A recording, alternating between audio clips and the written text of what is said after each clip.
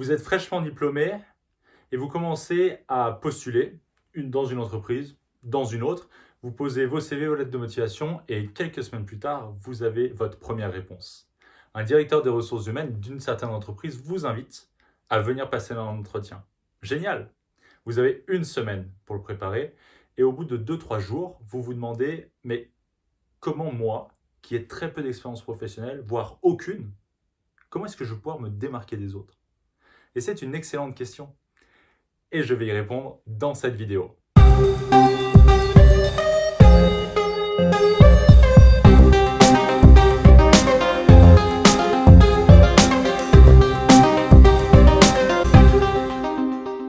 Bonjour à toutes et à tous et bienvenue dans cette vidéo. Je suis Quentin Mechevant, votre coach et conseiller en communication orale, à votre service. Dans cette vidéo, nous allons voir vraiment toutes les clés, tous les conseils que j'ai à vous donner au nombre de 4 pour pouvoir vous démarquer lors d'un entretien, même si vous n'avez aucune expérience professionnelle.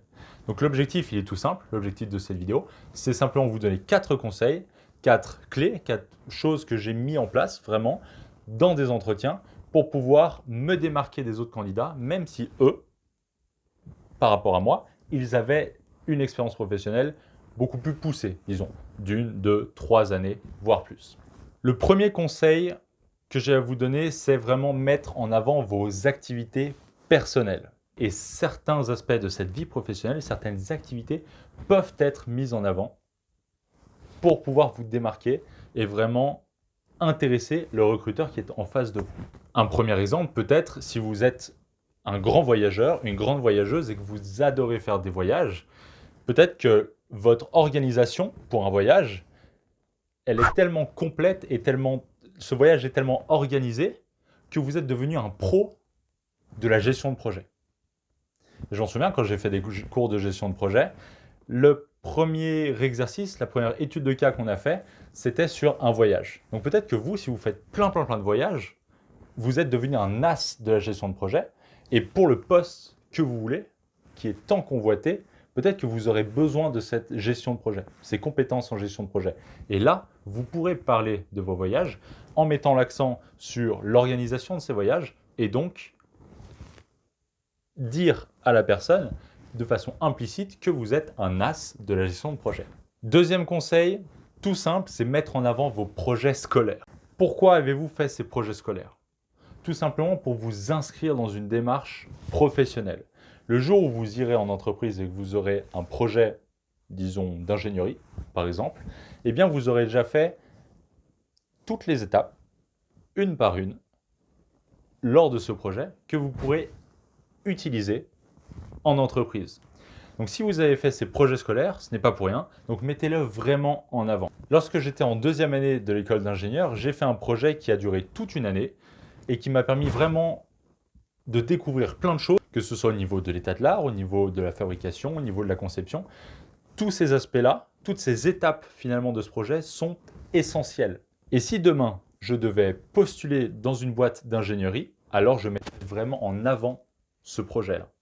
Vraiment. Donc lors de l'entretien, je mettrai vraiment en avant toutes les étapes que nous avons passées lors de ce projet, tous les checkpoints que nous avons franchis et ce que j'ai vraiment appris et ce que je serai capable de délivrer à l'entreprise dès demain. Troisième conseil qui est tout simple, c'est mettre en avant votre caractère, qui vous êtes profondément, vos compétences, vos points forts, tout comme vos défauts. Très important. Pourquoi est-ce que c'est très important de mettre en avant votre caractère et vos traits personnels? Tout simplement parce que certains de ces traits personnels, certaines de ces compétences, on va dire, ces soft skills, vont être ultra importants pour le poste que vous désirez. Si vous postulez demain pour un gestionnaire de projet en projet digital, votre compétence de gestion de projet, de leadership, de communication orale, donc tout ce qui est pitching de projet, etc., vont être extrêmement importants pour ce poste. Donc si vous montrez que vous êtes à l'aise à l'oral, que vous avez du leadership, que vous aimez le relationnel avec les gens et que vous êtes capable de travailler en groupe très largement, je reviens au projet scolaire. Si vous avez travaillé en groupe dans les projets scolaires et que vous avez un petit peu coordonné tout le monde, amené tout le monde à atteindre un certain objectif, alors là, vous pourrez le mettre en avant. Et ça, c'est quelque chose de personnel. ça fait partie de vos traits de personnalité. Donc mettez-le vraiment en avant. Pour ce troisième conseil, je répète, mettre en avant vos traits de caractère et votre personnalité. Quatrième conseil qui est extrêmement important, que ce soit dans un entretien, dans une présentation, dans une conférence, dans un pitch de projet, n'importe quelle situation où vous allez devoir être devant des personnes qui vont vous juger a priori, qui vont vous noter ou décider de ce qui va se passer par la suite, c'est la certitude. Faites preuve de certitude, de confiance en vous. Faire preuve de confiance en soi lors d'un entretien va faire 80 voire plus du travail. Donc vraiment, travaillez cet aspect. On le travaillera ensemble à travers d'autres vidéos, mais travaillez cet aspect et vous aurez énormément de chances de vous démarquer vis-à-vis des autres candidats pour cet entretien, même si vous n'avez aucune expérience professionnelle. Donc vraiment, faites-vous confiance, faites preuve de certitude, préparez comme il faut votre entretien, soyez sûr et certain de ce que vous allez dire et comment est-ce que vous allez le mettre en avant et vous aurez fait 80% voire plus du travail. Cette vidéo touche à sa fin. Je vais maintenant vous demander de mettre en commentaire juste en dessous ce que vous penseriez mettre en avant dans le prochain entretien. Imaginez que vous soyez vraiment juste sorti de l'école et que vous soyez en train de postuler dans une entreprise. Comment est-ce que vous allez structurer votre entretien en fonction des 4 conseils que nous avons vus dans cette vidéo? Donc mettez-le en commentaire juste en dessous, je suis à votre écoute et j'y répondrai avec grand plaisir.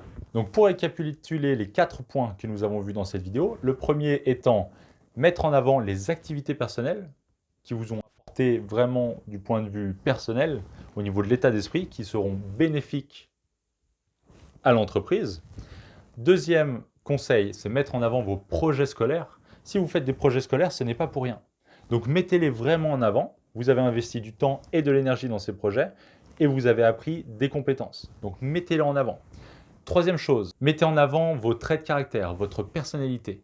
Vous êtes unique, donc mettez-le en avant. Dites vraiment qui vous êtes et comment est-ce que ça pourra être bénéfique à l'entreprise, aux recruteurs, au département dans lequel vous allez travailler. Quatrième conseil, ayez confiance en vous.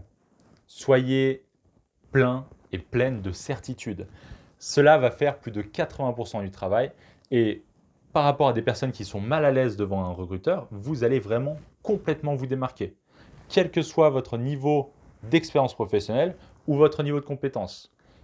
La confiance en soi va faire un travail énorme. Merci à toutes et à tous d'être restés jusqu'ici dans cette vidéo, pour votre attention et surtout, n'oubliez pas de sourire. Le monde ne sera que meilleur. Je vous remercie pour votre attention. Je vous souhaite une excellente journée ou une excellente fin de journée si vous êtes en fin de journée. C'était Quentin Mégevant. Ciao.